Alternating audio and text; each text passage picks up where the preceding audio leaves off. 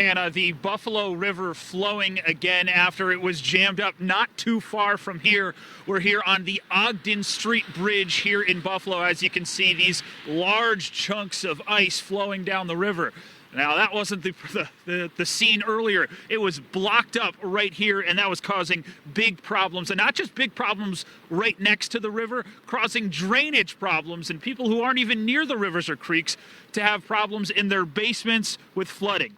Now, not far from here is Electric Avenue in West Seneca. That's a dead-end street. It's right near the Buffalo River, and one son had to act quickly just about an hour and a half ago when his parents' home started filling with water. All the windows started pouring into the basement.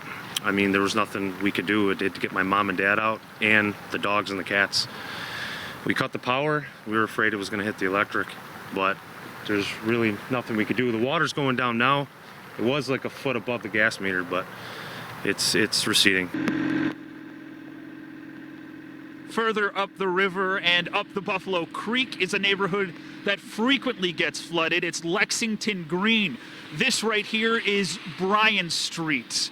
There is a temporary berm to protect that neighborhood from flooding, but when the river jammed with ice, that water went around the berm, through the sewers, and it's a sight many in that neighborhood are very much used to. I mean, the neighborhood's beautiful, but like this is literally something people don't sleep with every night as soon as winter hits. So it's kind of stressful. I mean, it was 2014 this happened? Probably every night that there's been ice or snow or something, these people aren't able to relax. Now, the neighbor is hoping a more permanent structure is built to prevent flooding in that neighborhood. I did speak with the town supervisor of West Seneca earlier in the week. He says the town constantly looking to get funding and find a way to make a permanent solution to stop the flooding there, especially when it comes to ice jam flooding. And like I said earlier, just because, you might live near the river or a creek and you might deal with that flooding, not exactly the case here this evening. I've seen plenty of people who live really nowhere near the rivers or creeks that already have pumps coming out of their basement. So a lot of people dealing with this high water and flooding here in Western New York. Live in Buffalo, Jeff Rusak, 7 News.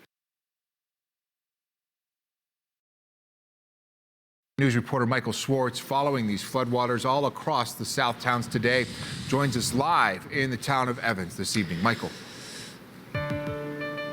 Hey, good evening, Jeff. Yeah, the snow just stopped a little while ago, but we are on the Kernier's deck, the family that let us here for this live shot. So gracious of them. I want to show you, though, about 400 feet back is that Big Sister Creek. Well, the homeowner here tells me that it came up about 8 to 10 feet to get to the water level that it is right now. And Jeff, and for you at home, I pointed this out in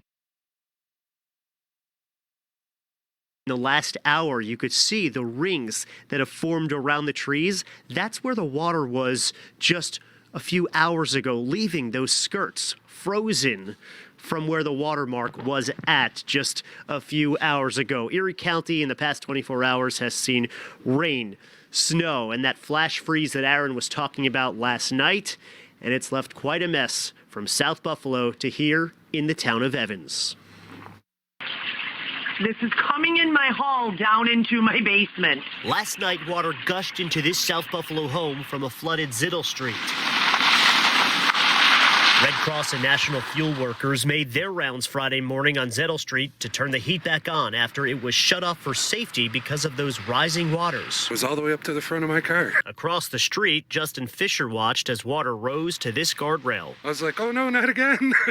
He says this was worse than flooding 4 years ago, but thankfully didn't come into his home. But further down the street, over this first step and almost over this one. Frank Sanek had more than a foot of water in his basement. This is the worst it's been in like 20 years. Now left with puddles, a drenched box of tools, an air filter. Yeah, this is all wet. His pump hard at work, going on no rest since the water rose last night. It couldn't keep up with it. Every minute, the pump shooting water out of the side of his house. And flooding was stopped at its tracks down south in the town of Evans, where a state of emergency was called until Sunday night. So you got ice chunks. Those are big ice blocks out there. Jerry Kernier says the Big Sister Creek, 450 feet from his home rose more than 8 feet uphill to his backyard. At first, you got the water running through the creek with some ice, and then when the ice jams, the water just comes flowing. You could see what Jerry Kernier did. He actually built that really strong fence because he's been prepared for flooding, as it has damaged parts of his home in the years past. So no water has actually come into his backyard, but you could see just beyond that, the water, some of it thawing out, leaving those skirts, as you will, around the trees, or ice rings, a new weather phenomenon. Now, I just with the disaster coordinator here in the town of Evans. He says that the state of emergency will continue. It is now in place until 6 p.m. on Sunday. The bridge on Erie Road, that Erie Road is about closed for 2.5 miles, as that bridge has been a concern with the Big Sister Creek that runs just under it. The state DOT, the Department of Transportation, has inspected that bridge, and they will decide when to reopen that area. For now, live in the town of Evans, Michael Schwartz, 7 News. Jeff, that new phenomenon, weather rings, snow skirts. Yeah, pretty wild to see. Michael, thank you. Bye, guys.